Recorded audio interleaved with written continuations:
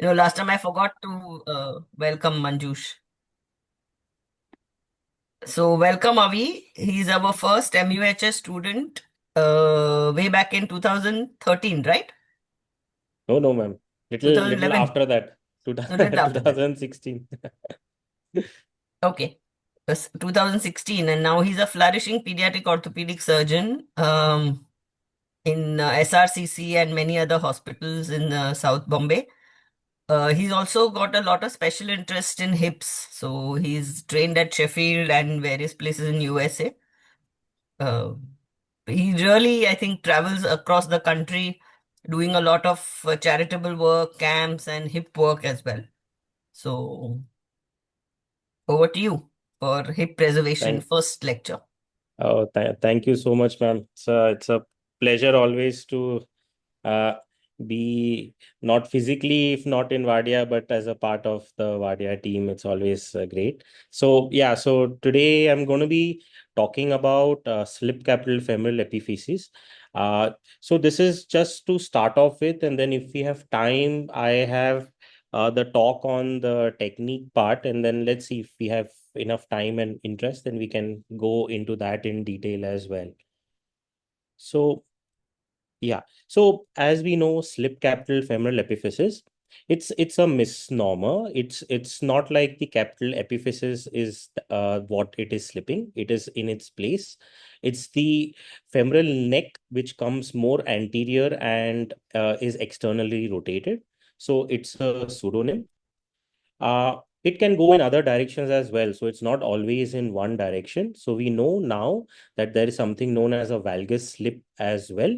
So it's not that all slips are in one direction. So be very careful.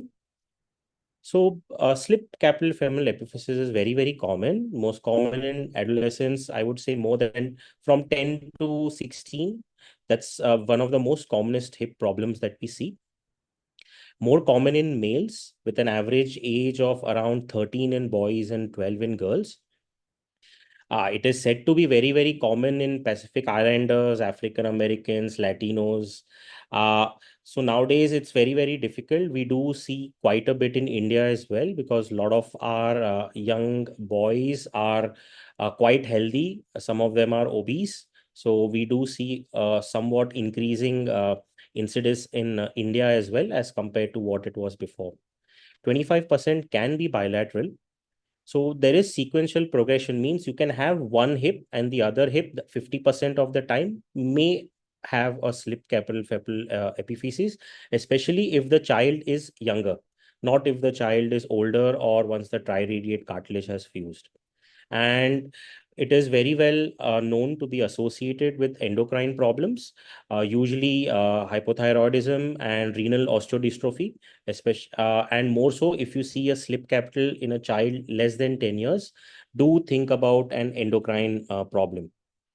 So as I said, obesity is correlated with SCFE, and with obesity, the risk factor increases. There's a more than 75% association of SCFE with obesity. But every slip capital femoral epiphysis child does not need to be obese. There is something known as the skinny SCFE.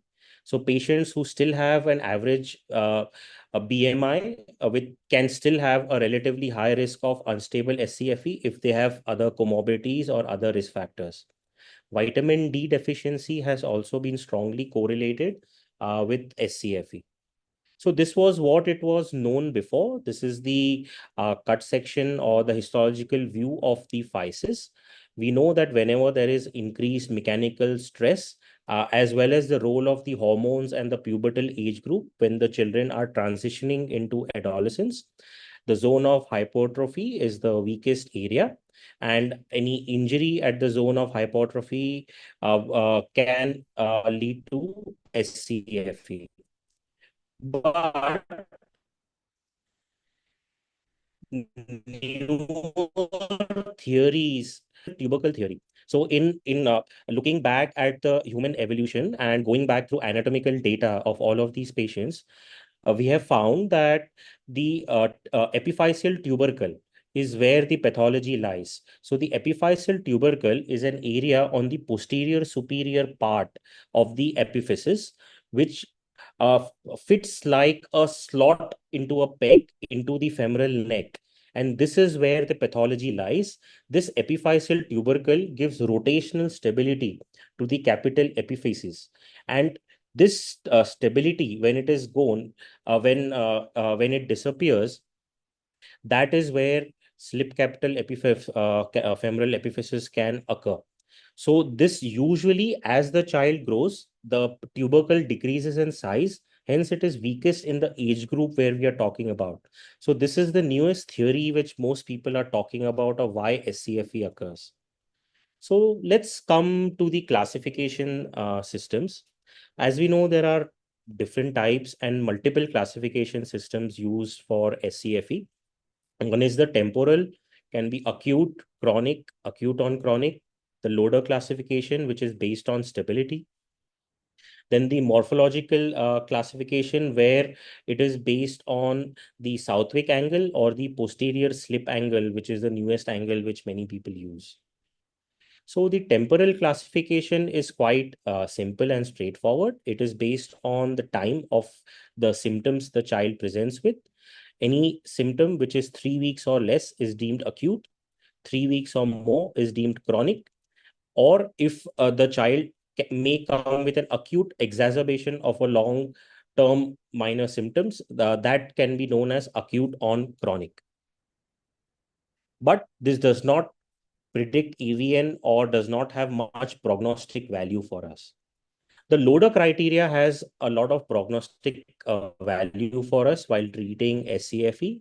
So loader basically classified into two types, stable and unstable. Stable means the child can stand and walk. Unstable means the child is completely non-weight bearing and comes to you in a wheelchair, usually majority of the times. So this has a good prognostication value because stable SCFEs have an overall rate of less than 10% of AVN in average. And the unstable can have a wide variety from 25 to 50% in literature.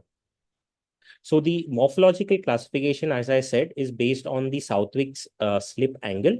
And we'll see how this angle is made. So basically, it is the epiphyseal diphyseal angle. It is, as I've written here, it can be measured in AP and frog lateral, but preferably by literature. Everywhere, it is always measured on the frog lateral view, very rarely on the AP view when we talk about it in literature. And the other line is the line from the shaft of the femur. So the slip angle is based on the degree of difference between the affected and the unaffected hip. Now, if you have both hips which are affected, you take one angle as 145 if you're using the AP view, which I said we rarely use, or you use the frog lateral view, which is the normal at 10 degrees. So you can use this standardized value and then minus the affected hip from that for reference. But this is how we generally do it. You draw the physial line, draw perpendicular to that line, draw a line in axis with the femoral shaft. The angle made by that to the perpendicular is your slip angle. The slip angle of the affected side is minus from the slip angle of the normal side. And based on that, you can classify them into mild, moderate, and severe. Mild is less than 30, moderate is 30 to 50, and more than 50 is severe. The slip, the higher the risk of avascular necrosis. The grading system is the same where these angles are converted into slip based on the percentage of slip of the capital epiphysis over the neck. So based on that, you can have grade 1, 2, and 3, which is similar to the angles. The other thing which people talk about while classifying is the physial stability. It depends on the status of the physis. An open physis always has an increased risk of instability. It can be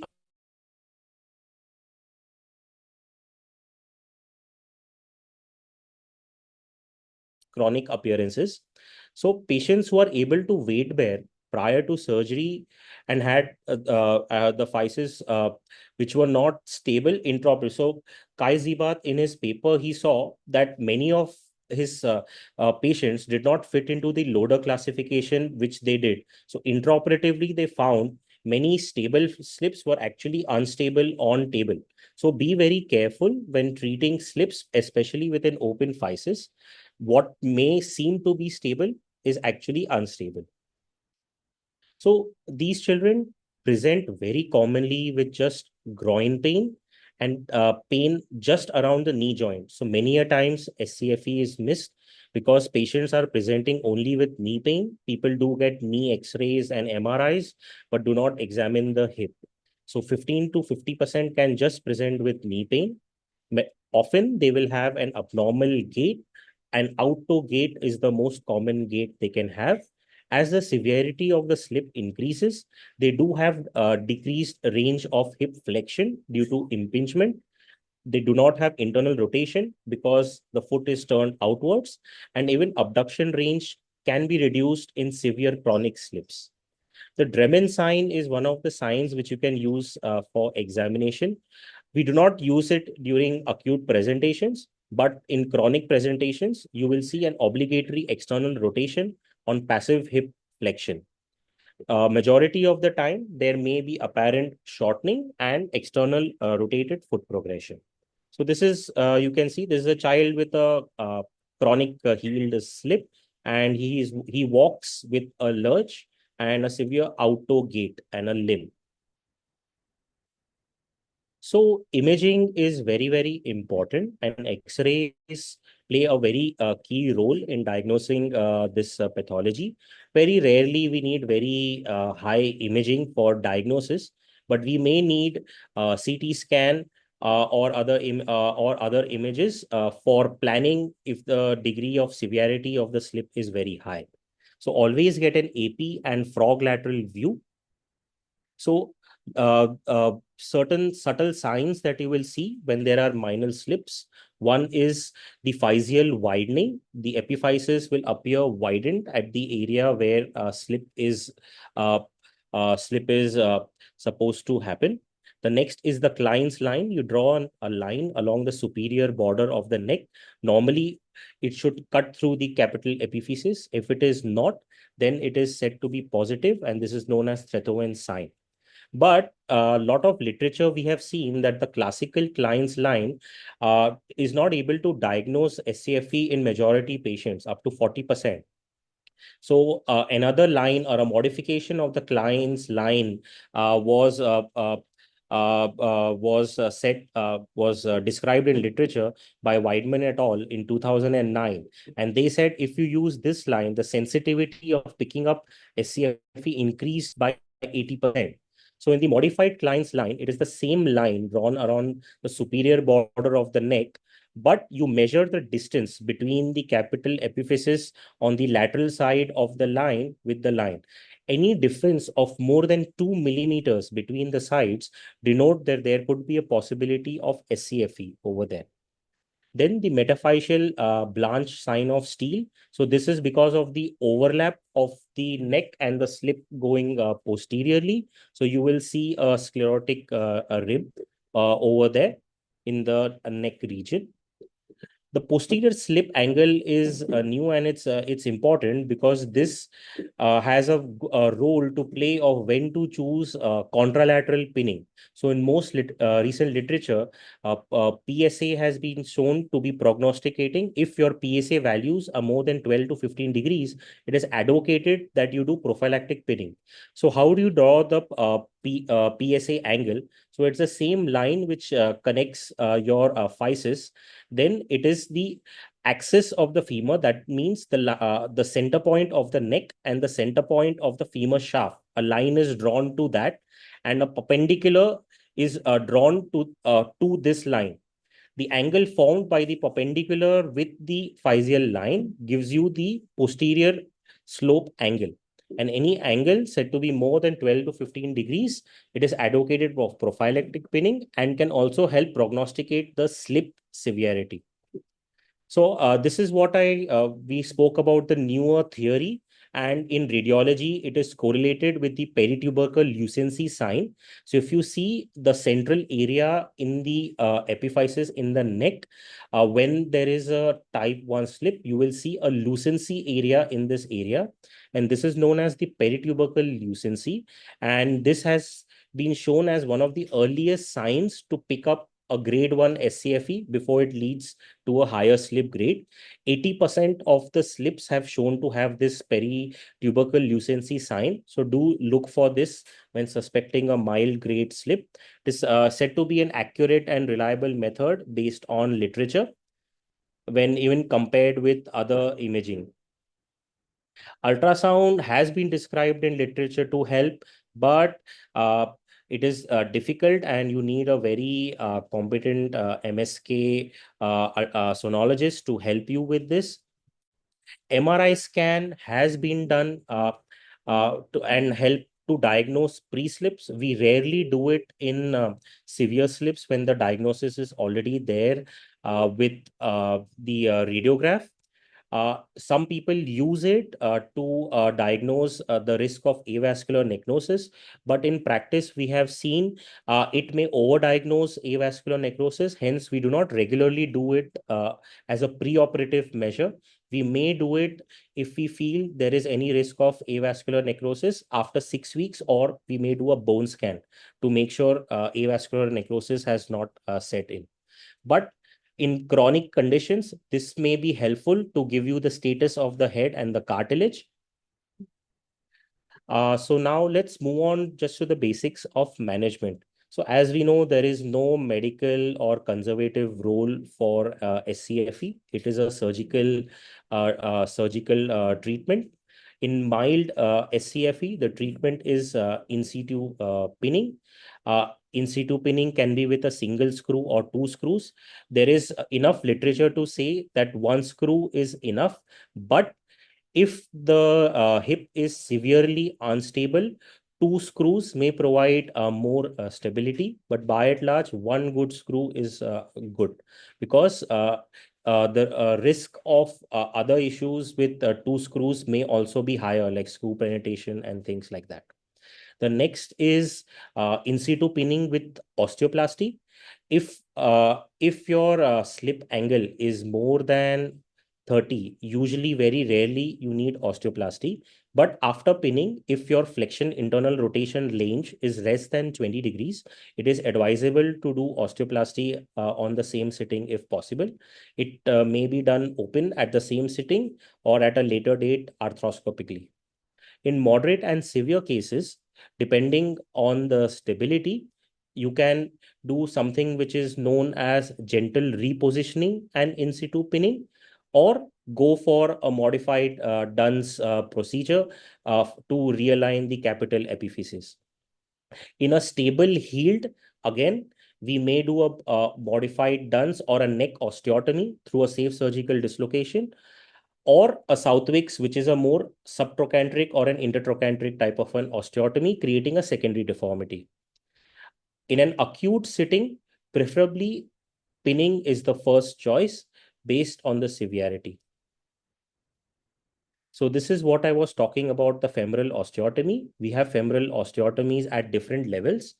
Usually it is at the physial level when the physis is open, which is known as the modified Dunn's procedure. But in a completely healed slip, we may do a neck osteotomy, which was described by Fish, but through the safe surgical dislocation. Base of neck osteotomies are rarely done now for slip capital femoral epiphysis. We do it for other deformities and the proximal femur. And the rest is the trochanteric osteotomies like the Imhauser and the Southwick, which are done at a much lower level. So in talking about prophylactic fixation, as I said, the risk of contralateral SCFE pinning is around, can be 15 to 70%. The pros are that you can avoid SCFE and residual deformity on the other side. But again, even with prophylactic pinning in literature, there is a risk of 2 to 15% of complication rate, with AVN and chondrolysis being them as well. So just prophylactic pinning itself is not completely safe. So be very careful. So, but there are certain indications where it may be necessary, like if the child is younger than 10, if the triradiate cartilage is open, endocrine conditions, syndromic children like Down syndrome, and depending on the patient's social and unreliable family, if you feel this family is unreliable and the child is not going to listen and is at a high risk factor, then you may think about prophylactic fixation. Does SCFE remodel? Yes, it remodels to a certain extent. There are quite a few papers in literature showing there is some amount of physial remodeling. 90% of very mild slips can remodel based on literature, and risk chances of remodeling in slips more than 30 degrees are 50% and less. The older the child gets, the chances of remodeling is much lower. So based on these, nowadays there are a lot of newer implants which people have used, like the Harrison pin. Few people have used threaded K wires. Depoy Synthes has a growing screw. In France, they have a different type of growing screw design. So many people have tried using these kind of screws because we know our regular screw does cause cessation of the growth. And the younger the child you do, the cessation of the growth can lead to coxa breva and can lead to high trochanter growth. So these newer implants are available, though they are still not widely used. They may come into play depending, because they may allow continued growth. They may improve the slip angle, but the risk of reoperation rates are currently high, but we do not have long data on these implants currently. So why do we need to treat SCFE? It causes FAI, can lead to damage, which leads to osteoarthritis. All of these children, the more chronic the severity, can have restriction in flexion, and activities of daily living can be severely affected with this condition, because you need flexion and internal rotation for most activities of daily living. So a lot of these are affected. So all of this is important, because the more you delay, the more chances of missing this diagnosis, the risk of damage which occurs inside the hip increases, and the risk of osteoarthritis and other cartilage issues will increase. So we know that up to 50% incidence of apparent misdiagnosis of SCFE is still present in literature. This is from 2016. Hopefully it has reduced, but it is still there. But we need to be very careful in not missing any of these conditions. So in summary, be very careful of a adolescent or a child with hip pain. Don't ignore the hip. Even if a child comes with knee pain, always examine the hip. We need to pick these up early. Early diagnosis and treatment is important. Always get good orthogonal views of x-rays for all of these patients, a good AP and frog lateral. Stability is an important prognosticating guide for your treatment plan. And we know that in this condition, the complications are devastating, with avascular necrosis and chondrolysis rates being very high. So we need to be very, very careful. Thank you. Uh, Very good, Avi. thank you, ma'am. Boys and girls, all of y'all Uh, switch on your videos and you can yeah. do all the asking. I want y'all to interact. Yeah, ask. And if you all want to go through like the surgery, I have videos of the surgeries and this thing. Technique. Like No? if Yeah, we that can, would be yeah, we nice for can them, but we let them ask can some questions. Let them earn their yeah, yeah, living. first, yeah, definitely, yeah. Avi, Yeah, sir. just one thing I wanted to ask you. What is your indication for osteoplasty? You said 20 degrees, less than So 20 30 degree of degrees. flexion internal rotation. Yeah, so flexion internal rotation less than 20 degrees, or slip angle means the your Southwick angle where it is more than 30. Yeah. So when you are doing, through your anterior approach, your Smith-Peterson approach, you're doing the osteoplasty. Yes. Uh, it is, in my experience, it is very difficult to assess whether you have removed the complete bump through the anterior approach, because you can't see, the the femoral head is within the acetabulum. Okay, so Yes. do you prefer to do it by the SST or you? You will still So continue to do it by the anterior approach. it depends on the severity. So usually if it is a very severe slip anyways, my go-to is to go straight for SSD. a SSD approach. But in a mild to moderate, if I've got a good reduction and flexion, the FIR is not very bad. It's just like -5 or -10. Then I rather do just a small open osteoplasty. The thing is, in the open osteoplasty, when we are doing it, is not just the neck. We have to go right till the head, because some part of it, as you rightly said, is in the acetabulum. So when I'm doing this osteoplasty, I try to do it in both the views. So when you're doing it, not just seeing in the AP view, you also take the leg in the frog lateral view to see how much of your Hmm. osteotome or your burr is going inside. Because a lot of the times, what a lot of people do is they'll shave off the neck part, but the part of the cam of which is close to the epiphysis gets left behind, which is the more Hmm. important part, and that is inside the acetabulum. So you need to be careful. You've got the entire complete thing.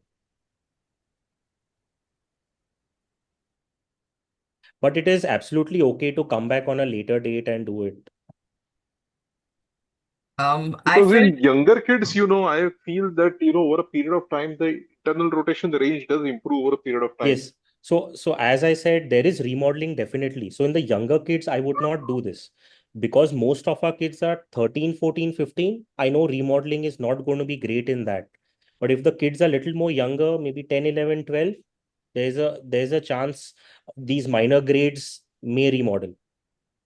The foot progression angle as well as the internal rotation is improved. Yes. Yeah. Okay. I wanted you to talk a little bit more about the Parsh technique also and the Yeah. incidental repositioning and all the controversies around both these things. Yeah. I didn't put it in this talk. I had it in another talk where the technique of institute, but definitely Parsh does have a role. So see when we say in situ pinning, ideally it should be in the position of whatever the slip has come in. But if it is a moderate and severe grade in an acute setting, still in situ pinning does have a role. So when you do in situ pinning in an acute setting in a moderate and severe slip, there are two techniques. So one technique is what Dr. Venkat Das has published, which is known as the controlled repositioning. Now, controlled repositioning word is very difficult, and how much force I would use, you would use is very different. It is said to be a very gentle flexion, internal rotation, which he does, and then extends, checks the reduction, and then pins it. So it is very difficult to say what is controlled and how much force, but uh, there are many papers in literature where they do gentle close reduction and do pinning. Hmm. AVN rates, I mean, I would say literature is there on both sides. So it's a debate of Hmm. what you would do A and lot not of do. the times that when we get it from a general orthopedic surgeon or you're called to do it at a general orthopedic surgeon's place, they will have anyway done it very lovingly and Yes. So happily and two, three attempts they also. treat it like a Delbay type one, and they have Hmm. done all the reduction, and they sometimes send X-rays with nice two screws inside, Hmm. and then after 5 6 weeks we see what happens many of the times. But yeah, so but to be honest, there is 50-50 literature on both sides. There are so many centers across USA and Europe who still do close reduction and the screw, and still they say we have results and our AVN rates are not high. But knowing so much about the blood supply and all of these things, I would be skeptical in doing those procedures, but I would take it with a pinch of salt. The second is the Pash method. So the Pash method again is like doing a mini anterior approach. It also helps you drain the hematoma. It says it helps reduce the AVN risk with that. And then with your finger, you just push the neck, convert a severe into a moderate or a moderate into a mild. It's not a complete reduction. So don't be in a misnomer that partial means you have to get complete anatomical reduction. Partial is just to convert a severe into a mild to moderate or a moderate into a mild and then do your pinning. So in an acute setting, it does have a role because everyone and every center cannot do a safe surgical dislocation. So by and large, for learning, in situ pinning is what you should be good at least should be able to do it properly. Even if you in situ pin a severe or moderate, at least you can pin it and transfer the child if you're not able to do anything else for any further treatment. Chala, boys and girls, on your video. Hi, sir. Good evening. Hi. Sir, what will be the post-op protocol in case of operation in acute and chronic, sir? Is there any difference So, or so, same? so so the post-op protocol differs on the treatment that we are doing. If it is in Hmm. situ pinning, I usually prefer to keep them non-weight bearing for at least 6 weeks, then start weight bearing, and then no sports or anything. I try to delay it as much as I can beyond 6 months till I see some healing at the physis or some closure at the physis, because we know that all of these children are still at risk even after a good pinning. If I'm doing a safe surgical dislocation, then my protocol is different. Again, non-weight bearing for 6 weeks. The child can sit up to 60, 70 degrees within the first 2 weeks, increase up to 90 in the next 2 weeks. Uh, uh, Hip can be brought up to adduction, passive abduction, no rotations. And then at 6 weeks of healing, then I start weight bearing, then gentle cycling, swimming, and again, no sports for up to 6 months. Oh, okay, sir. Thank you. So when you talked about the posterior slip angle, you said that the indication for contralateral pinning is when the posterior slip angle is more than 12 to 15. So I didn't Yeah. quite get whether you were talking about the affected side or the contralateral normal side. No, so you measure on both the sides. Okay. So when you compare, so the normal angle is around up to 10 degrees is okay Hmm. for the posterior slip. So up to 10 degrees, even if you don't do a prophylactic pinning, they say it might be safe. I'm talking about the normal side because we are talking about prophylactic pinning. Right. But if the posterior slip angle is more than 12, that the literature says that the risk of the slip progressing is very high. So if you feel the posterior slip angle on the normal side is 12 and more, you Okay. should contralateral pin that hip. Don't wait and watch that hip. Like normally, I personally do not contralaterally pin all hips. Hmm. I wait and watch if and symptoms, then only pin, because in practice it's difficult to convince them to even pin a hip which is absolutely normal at that time. Right. But this the PSA is more of a prognostic value. So if in the normal side, you know the slip angle is more than 12, Hmm. it's an indication to pin, or at least to tell the parent, see, so and so is high, your risk of slip may be higher, you may monitor it, but you may need to pin it. Don't sit on it too much. Right. And I mean, between the modified Oxford bone age versus posterior slip angle, is there any study which says which one is better? No, so both are different. So the slip angle is based on the slip. The Oxford score is more for the maturity. So normally we take both into consideration. So it's not just one factor. So when Okay. you're thinking of contralateral pinning, one is you will see the slip angle with the Oxford hip score. So if your triradiate cartilage is open, so again the chances of you needing a prophylactic screw may be high. But just because it is open, that does not mean you have to screw. You just need to know that the risk is high. So you can still monitor the child. Okay.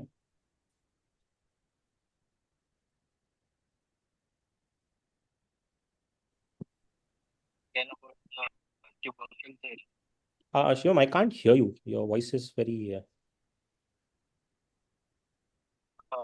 Can you hear me, sir? It's low, but yeah. Sir, I wanted to know more about the tubercle theory, sir, Yes. which you were Yes. discussing. So basically, with more and more, as we keep doing it and more understanding and more anatomic dissection and evolution we have seen. So basically, it has said that the physis, what we used to talk about, that is always a transverse or a linear injury through the zone of hypertrophy. That is all what we were taught always. SCFE is a linear injury through the zone of hypertrophy.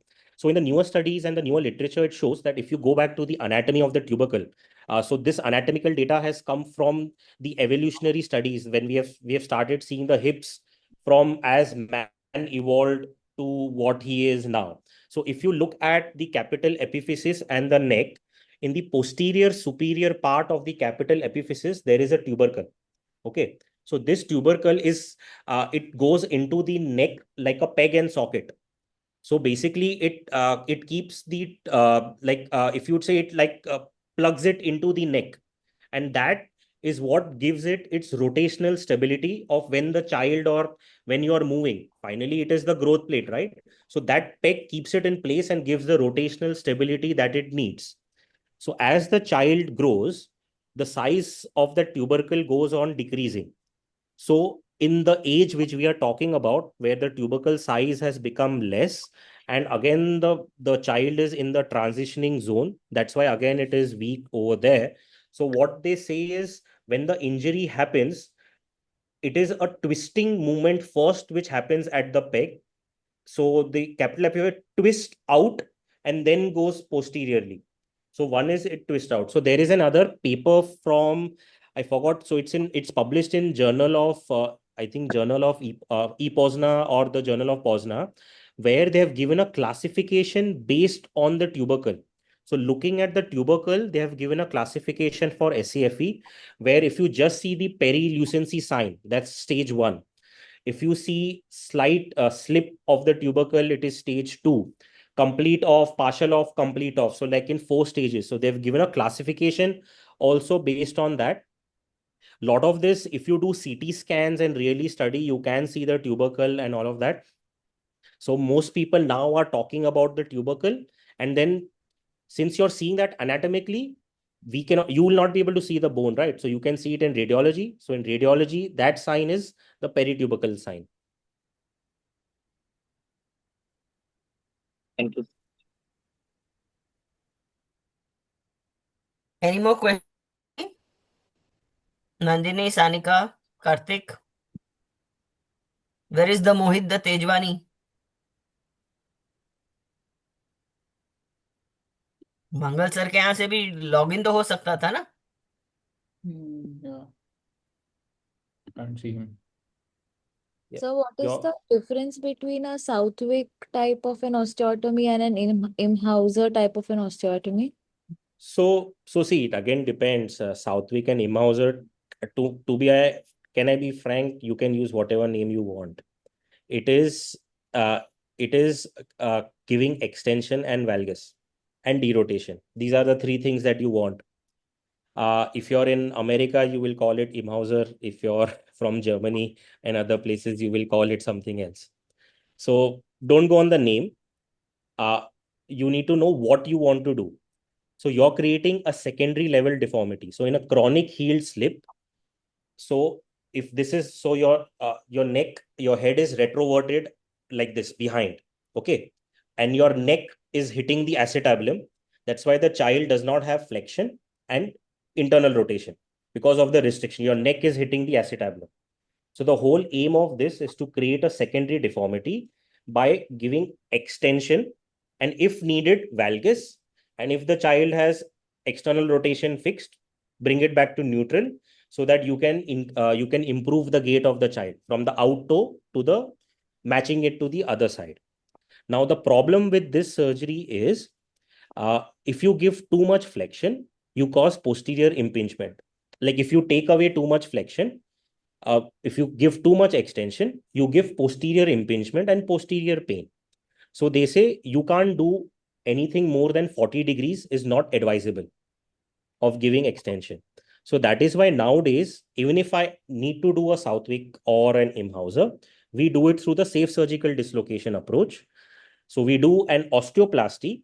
Osteoplasty helps me reduce the amount of extension I need to create at the hip joint, and then do the osteotomy up to and give an angle of up to 40 degrees of extension, valgus if needed, and derotation.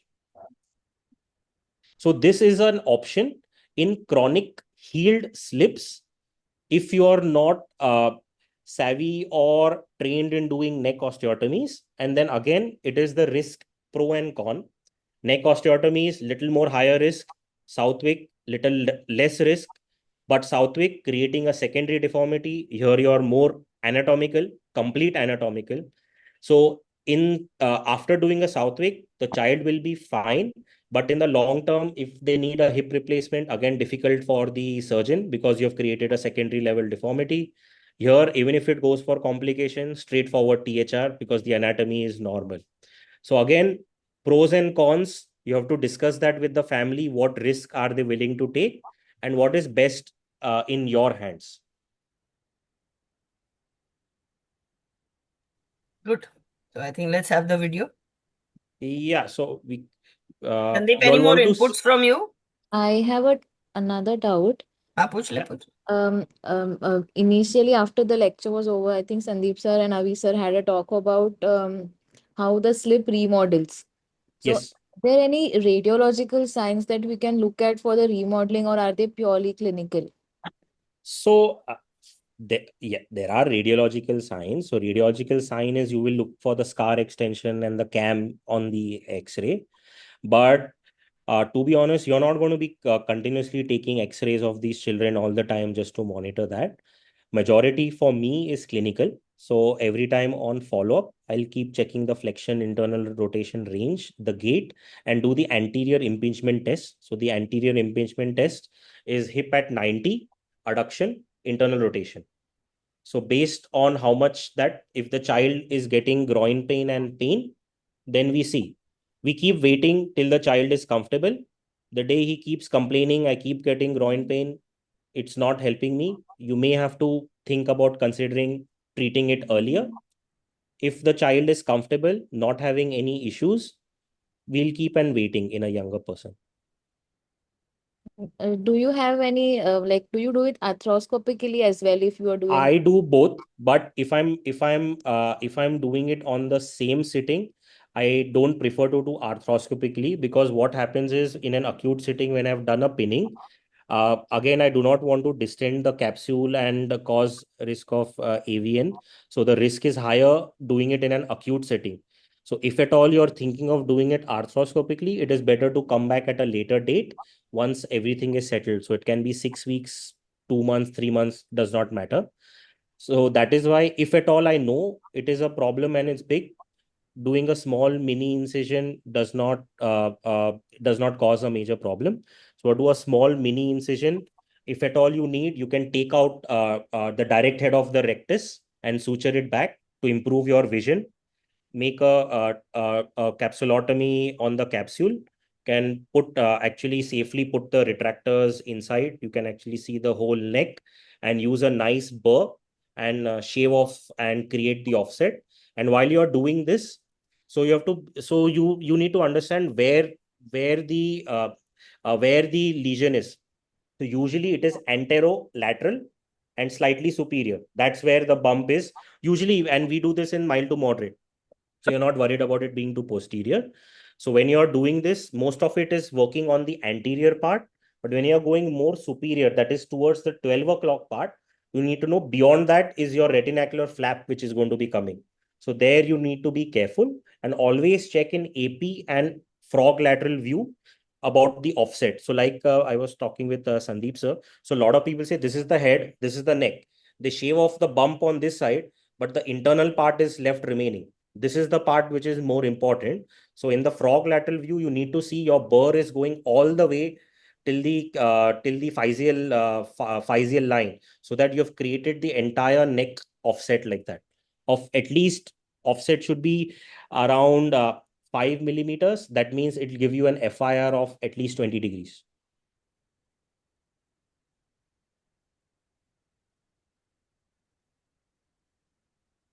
Yeah. So you all want to see for a safe surgical dislocation or for pinning? What would you all prefer?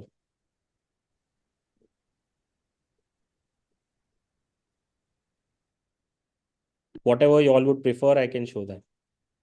Maybe a safe surgical dislocation. Pinning Uh, first. Both. बालिके Don't both. I knew ma'am was going to say that. Both. See, ma'am, बालिके fellows like all hi-fi surgeries first. पहले हाँ basic correct करो, फिर देखते हैं, अभी sir मेहरबान है तो दूसरा भी दिखा देंगे. Yeah, no problem. Okay, so I'll just share. So we'll just go quickly through the pinning technique.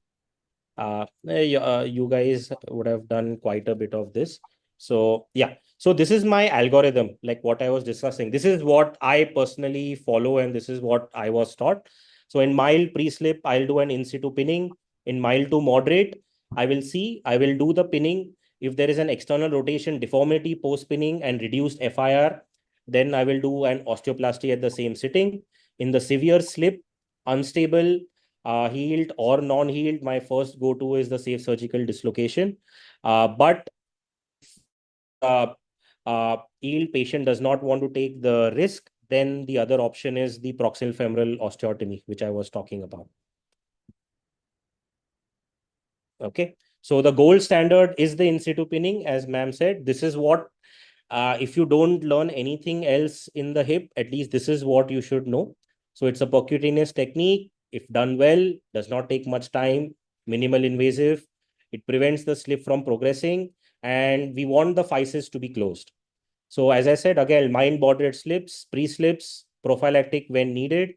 Some people use traction table, or I prefer regular table, because in a traction table you have a tendency to put it in the boot and internal rotate. So there are a lot of chances you may do a force reduction in that manner.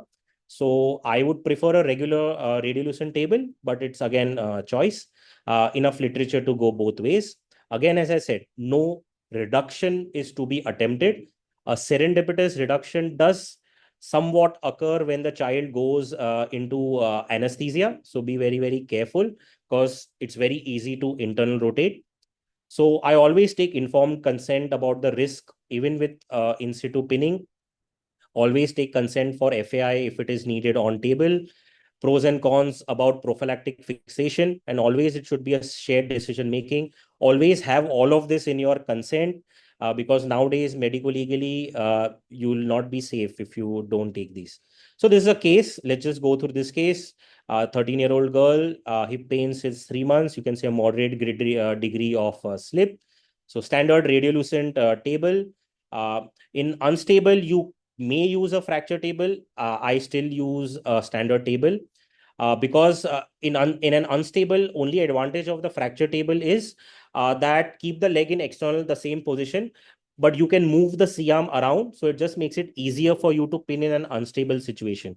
Otherwise, in the radiolucent table, you always have to move the leg or try to take a shoot through, which can be difficult at times. So implants, 6.5 or a 7.3 cannulated. I prefer fully threaded screws, but you can use 32 partially threaded screws as well. My preference is stainless steel, as I feel they are easier to remove. Titanium has increased bone growth, and they are very difficult to remove if any issues happen. These should be self-drilling and tapping. If you're going to be spending money, spend on a good quality screw. Don't skimp on these on bad screws. So again, you need to know about triangulation. With increased severity, you need to go more anterior. So be very, very careful. So this is how to do the skin marking. So normally you take a line overlying the neck, bisecting the femoral head perpendicular to the physis on the AP image, and a line overlying the neck, bisecting the femoral head perpendicular to the physis on the lateral image. And you draw the line where the incision always is a centimeter more anterior to whatever bisecting line it comes in experience. So once your skin marking and triangulation is done, you check in the AP and frog lateral view, mark with the lines uh, the line this way. Uh, Once the skin marking is done, based on the estimate of how anterior you need to go, you place your guide wire inside at the anterolateral starting point after making a small 1 to 2 centimeter skin incision. Always make a nice cut into the IT bend, because what happens, it tends to bend your guide wire always. So always have a nice judicious cut on the IT band. So this is me marking on the skin. Yeah.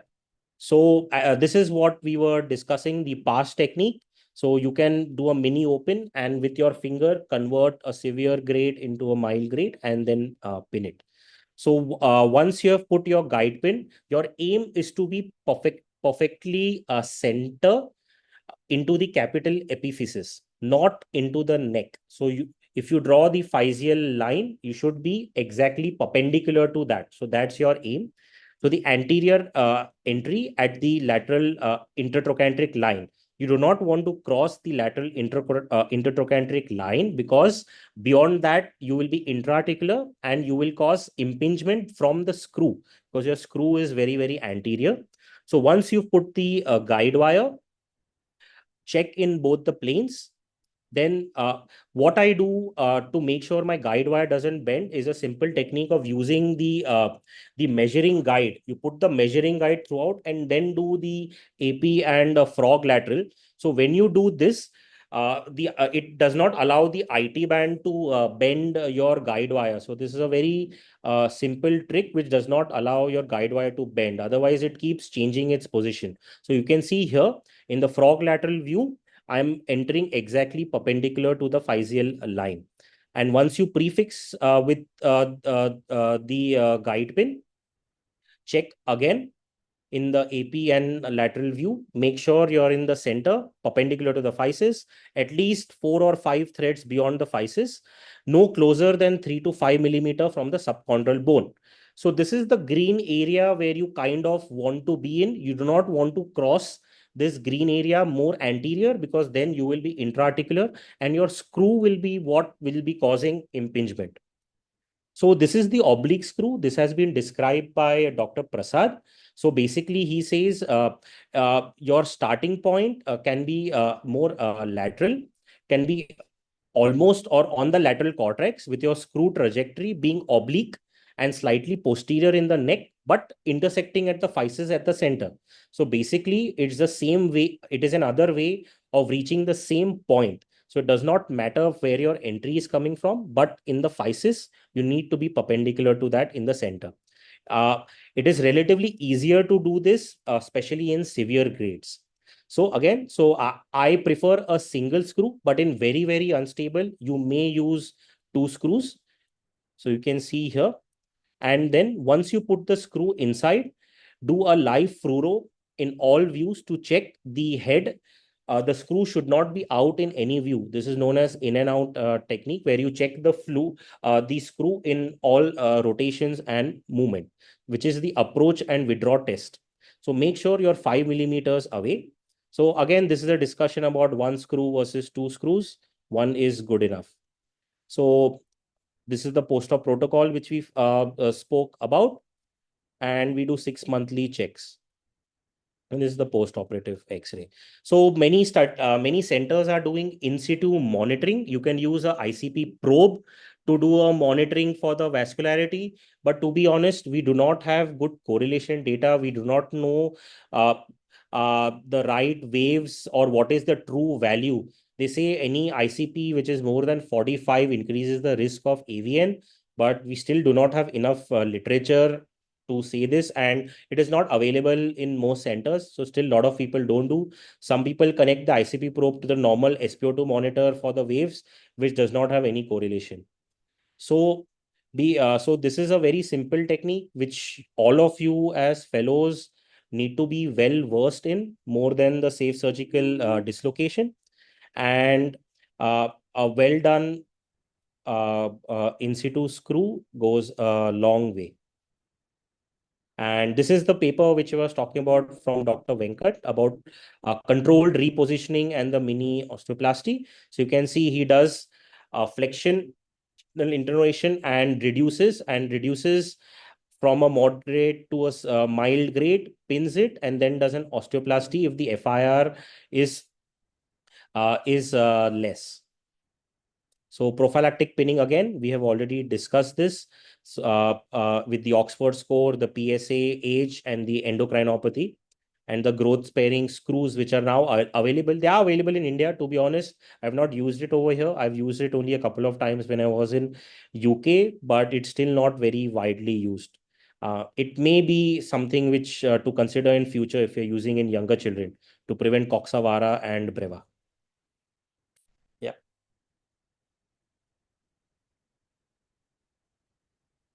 So any questions about in situ pinning? Is your choice of screw a partially threaded screw or a fully threaded one? So my preference is always a fully threaded one, but as I said, you can use a 32 partially threaded. Okay, so Sir, at present, we are using partially threaded and fully threaded.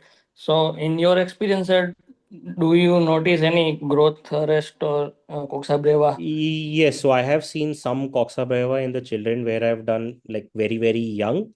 So we have seen coxa brava there, and then some children I have to come back and I've done a trochanteric epiphysiodesis to prevent trochanteric ovum. But that is in the very young children, and most of them are the ones who also have endocrine issues.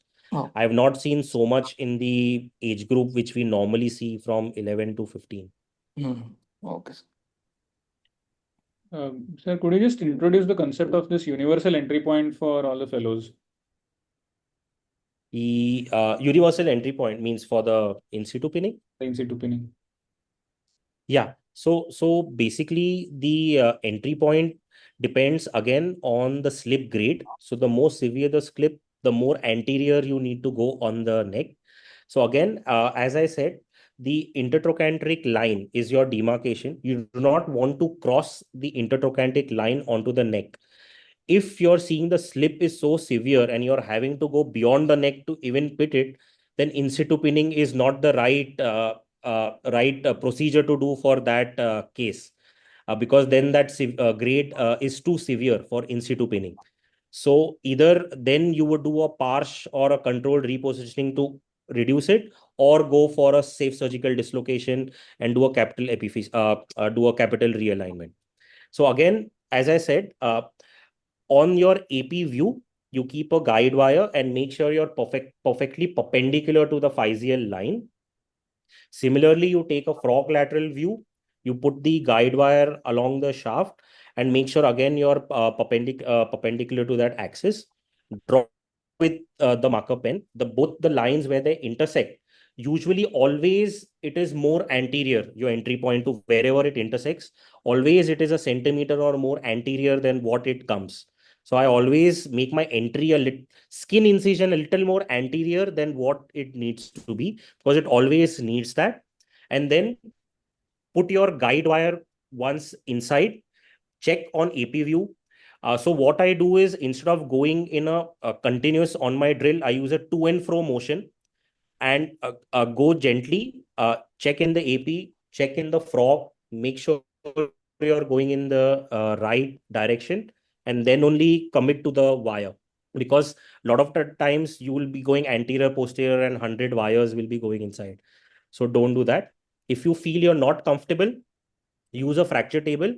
But on fracture table, make sure the leg is kept in that external rotated position. Don't try to internal rotate or do anything like that. And that makes it easier for you to take the siam. So for people who don't do it regularly and are anyways more used to normal trauma, you might find it a little more easier to do it with a fracture table than on a radiolucent table. Thank you, sir.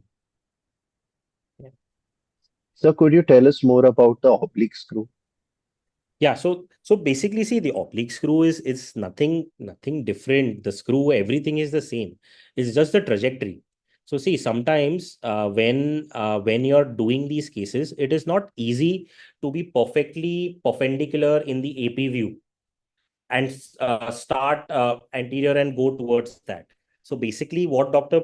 Prasad said is, you can start on the lateral cortex, be in an oblique manner, but when you're entering the physis, it is in the center. So in the normal screw, what we say is everything should be perfectly perpendicular in both the planes. In his technique, he says it doesn't matter if you're perfectly perpendicular as long as your screw, even if you're starting on the lateral cortex, is going into the center, the center point of your the capital epiphysis. So that ways it is little easier to do because you don't have to worry about being perfectly this thing. You can start a little more higher and angle the screw, which is a little easier trajectory for most people to get. But you have to be very careful. In this, there is a chance of you missing everything. So it might be a easy trajectory, but you have to make sure you're still in the capital epiphysis going through the center in AP and lateral plane. In that case, we're just putting one screw. We can't put two Yeah. screws See, I and we're mean, see, putting one. again, as I said in literature, one screw, two screw is surgeon choice. If you feel there is space and if you feel it is very unstable, you can put two screws. There are enough biomechanical studies to say always two screws will give you little more rigidity.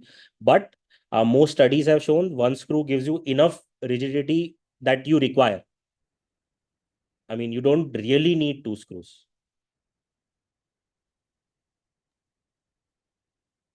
I think we've exhausted Avi today. Let's not do the SSD video and all that. Poor guy, Yeah, he well, also needs to. well, on hip, ma'am, I can go on and on. That is okay. Agree. But still, no, everyone must be tired. Long day for everyone. But anytime, if No, you no, all some of them want to might go on still that, have yeah. to submit abstracts. So that's also I'm saving the last 1.5 Oh, yeah, hours. yeah, yeah. Oh, yeah. Just last few hours to submit. So Karthik, Sanika, Shivam, and Nandini will come.